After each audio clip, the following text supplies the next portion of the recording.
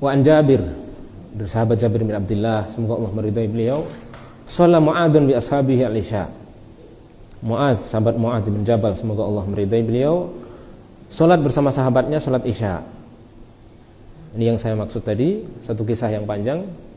Ketika Mu'adz selesai salat bersama Rasulullah, beliau salat menjadi imam di kaumnya. Menjadi dalil bahwa bolehnya kita salat bermakmum di belakang orang yang salat sunnah. Jadi tidak ragu-ragu.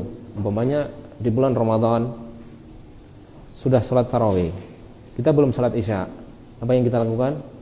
Kita salat sendirian salat Isya atau kita bergabung? Sesuai pendapat yang kita rajihkan, ya, kita bergabung. Kita niat salat Isya mengikuti salat tarawih. Ketika imamnya salam, kita menyempurnakan 2 rakaat.